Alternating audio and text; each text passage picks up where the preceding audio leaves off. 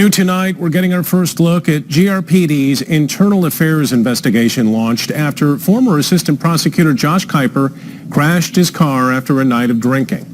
We have followed the fallout for nearly a year now, from the secret phone line to the alleged cover-up by 3 Grand Rapids police officers. 24-Hour News 8's Lindsay McComal has the summary of what the internal affairs report says, including why Wood TV is mentioned on the first page. Yeah, Brian, that's right. It says Lieutenant Matthew Janiski finally told the deputy chief about the incident 2 weeks after Kuiper's alleged drunk driving crash. And that was only because Target 8 began digging into it. The report also concluded the 3 men made false and misleading statements once their superiors began asking questions. This internal affairs report examines how 3 GRPD members handled Josh Kuiper's wrong-way crash. The third paragraph states now retired Kent County prosecutor William Forsyth called Lieutenant Matthew Janiski, quote, upset with him because Kuiper had not been arrested for drunk driving. That call was made after Target 8 began questioning the incident 2 weeks after it happened. Here's what Forsyth said in that December interview. It's going to look like the police gave him a break. They took him home because he works in the prosecutor's office. And there's no way of sugarcoating that. The report then goes on to state internal affairs investigators found a witness who questioned why Kuiper was not arrested that night. But the report states Officer Ickes told him that Kuiper passed the sobriety tests. Have you count to 30 out loud for me, okay? That's going to be tough. The report also states Officer Ickes' in-car video was never available because he, quote, improperly classified his video related to this incident as a non-event, which resulted in the video being automatically purged from the system after 7 days. It also notes audio gaps in the recordings, like this one. The IA investigators did their own interviews with the men, but details are redacted from the copy we were given. However, the report summary includes a very direct conclusion, reading in part, the men neglected their duty and responsibility to properly investigate this incident. They instead concentrated their efforts on how they would not arrest an intoxicated Kuiper. We'll get your car towed, get the other vehicle towed, and make sure that you get home safe, okay?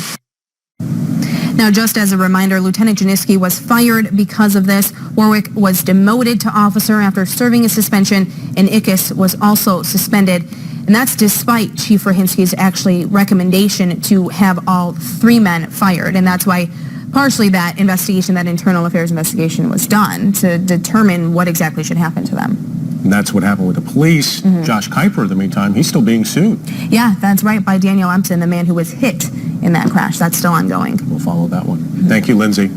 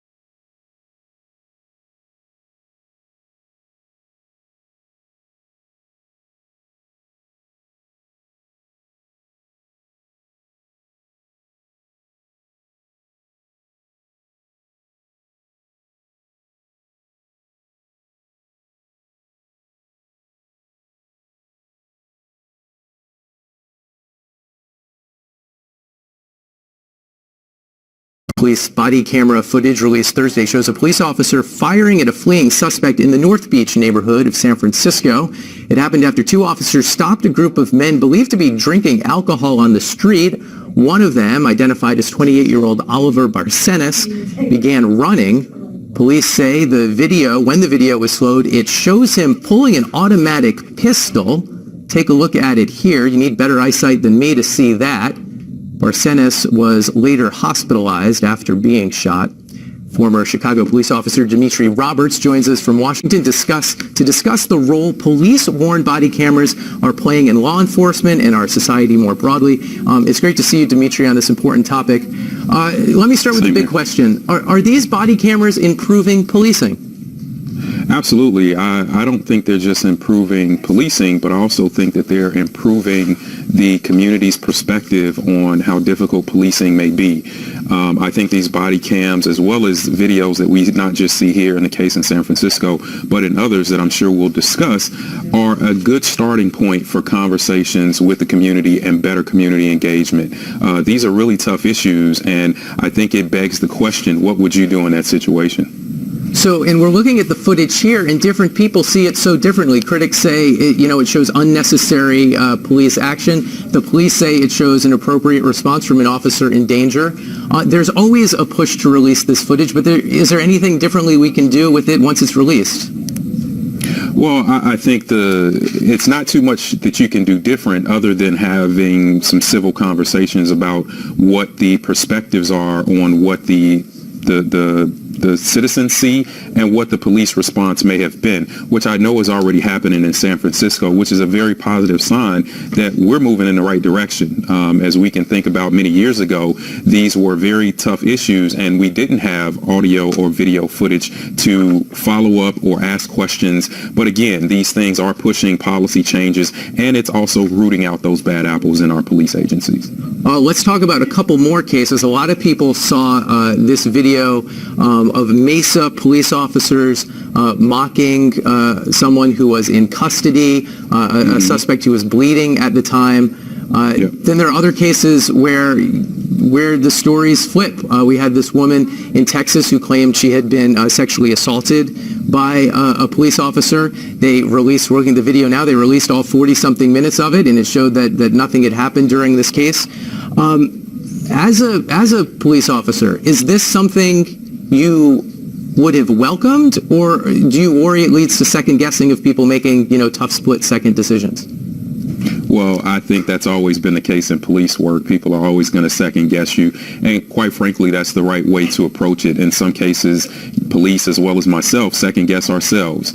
Having footage like this helps us to better dissect those situations and come up with better solutions and better training moving forward. It's something I definitely support. I've always supported. My time on the police department in Chicago, we were just getting body cameras, so I didn't get too much exposure to them. But again, as I said earlier, I think it's a good starting point for where we need to go in policy changes and having the right level of communication with citizens around these tough issues. And since we're focusing on body cams, what can we do different or better? Should we just implement them across the board? Is there something different we need to be doing? Because they seem to stoke a lot of controversy. They also help people get called out when they're being untruthful about an event.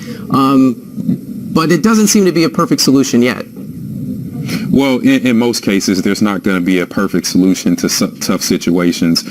As we can see in scenarios like the Las Vegas and other cases where we understand that police work is very dangerous, is very volatile, and it's unscripted. So what we can continue to do is implement more body cam usage, understand how we dissect videos, and again, continue to use it to drive positive police changes across the board. And more so than anything, we have to continue to build out better relationships with the community, and this is just a good backdrop to have positive conversations that lead to solutions. Okay, Dimitri Roberts, thank you.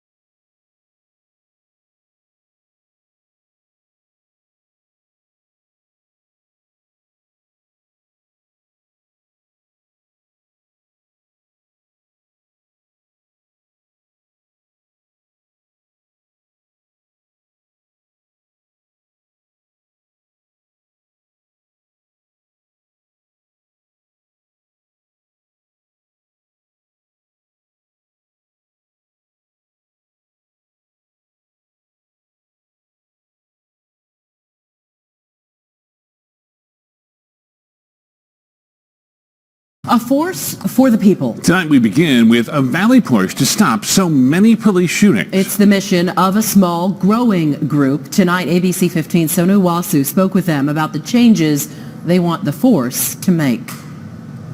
We have come to know that the Phoenix Police Department is the most violent in the country.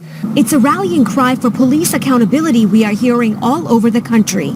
They have a lot of training, but it's not being followed or understood by the officers, it seems. Here at the Poder in Action office, community activists have mapped out every police shooting in Phoenix. You see dates and faces of those who were shot. What we have heard is Chief Williams blaming it on the community members, blaming it on the victims. Police tell me they too worry about the numbers this year, but for a different reason. And what it tells the average cop out there is we have citizens out there, or folks we deal with, that are increasingly willing to resort to violence against police. Now, renewed calls for the creation of a civilian review board after the idea was shot down by City Council last year. This time it's proposed by Joanne Woods, who says she lost a family friend, Romaine Brisbane, who was shot and killed during a police incident in 2014. Woods tells us police should not be policing themselves. Outsiders should be involved.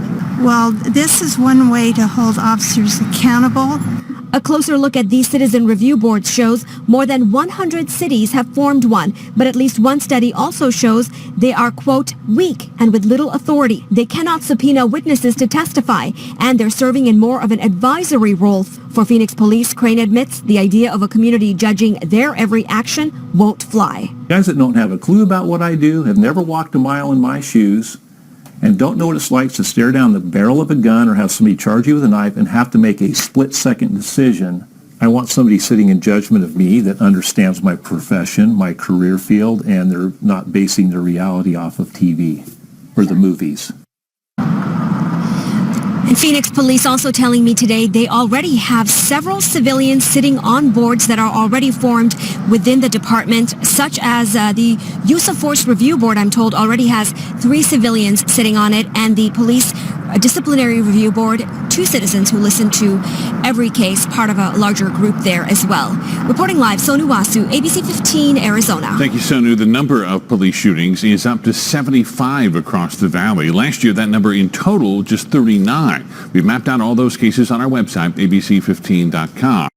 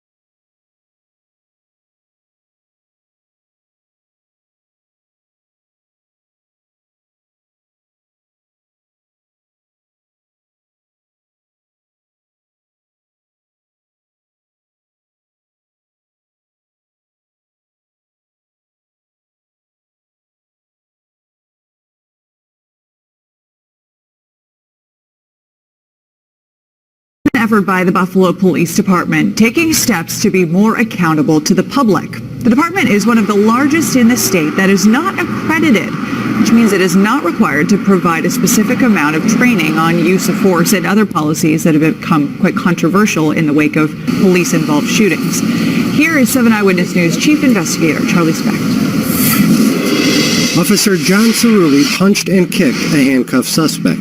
Officer Corey Krug beat this man on Chippewa Street. And just last week, Officer Joseph Hassett was arraigned on charges that he allegedly assaulted a suspect. Unfortunately, we've seen a number of high-profile deaths and really damaging instances in this community. Buffalo police are now taking a major step toward fixing that perception as they start the process of becoming accredited by the state. Buffalo has one of the largest police forces in the state without accreditation, even though the city charter requires it. The department would join Amherst, Cheektowaga, West Seneca, and others who are required to adopt uniform policies on more than 100 key issues, something the nonprofit group Open Buffalo called for in a report last year. With everything happening nationally, people have their eyes open, and people are so much more aware of these issues. They're caught on camera, they're in your social media feeds. But while Buffalo has had some high-profile incidents, a recent CNN analysis of officer-involved shootings shows Buffalo officers are among the least likely to draw their guns compared to other departments, something Captain Jeff Arnaldo says proves the department is already on the right track. Is it going to drastically change the nature of policing in the city of Buffalo? Absolutely not. I think it'll help us because eventually it will lay out a pretty good roadmap, a game plan on how you do everything from plan a major operation down to minor policy on where you park your car.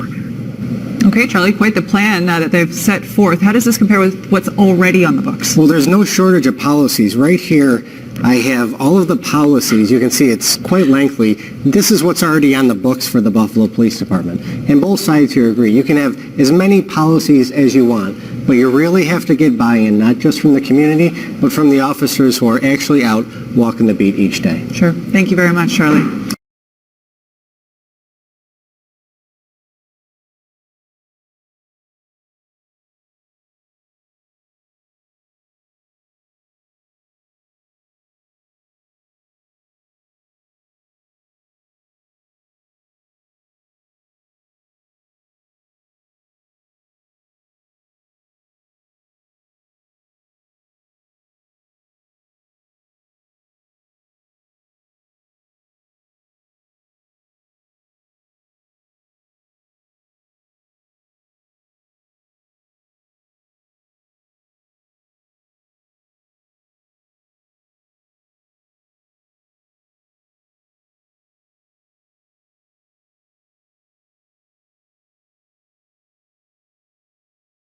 Hi, I'm Sheriff Gary Hoffman. I want to welcome you to QAC TV 7. This is one of the special programs that we bring to highlight one of the achievements that the Queen Anne's County Office of the Sheriff has done. And with me today is Major Jim Williams, the Undersheriff for the office.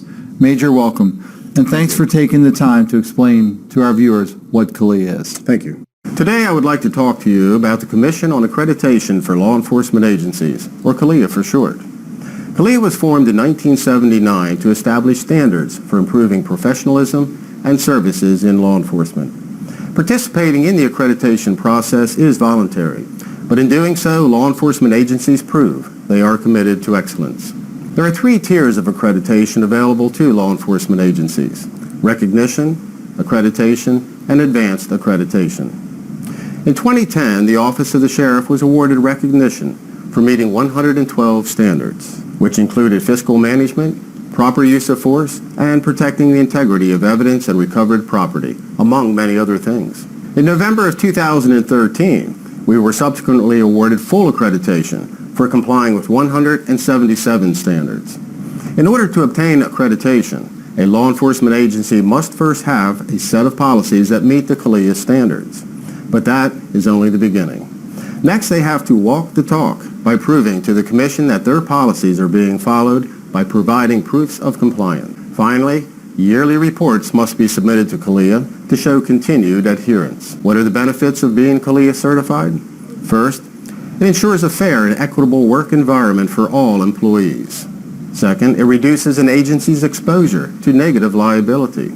And third, it reduces insurance premiums, thus saving valuable tax dollars. Only about 10% of law enforcement agencies in the United States are CALIA certified, and we are proud to be one of them. Our commitment to accreditation is continuous, ensuring that the public we serve will have the best possible law enforcement agency in Queen Anne's County. Thank you. Thanks for taking the time to watch this short presentation on what CALIA means to you, the agency, and the community as a whole. As always, special thanks to Queen Anne's County TV 7 for bringing this informative information to our community.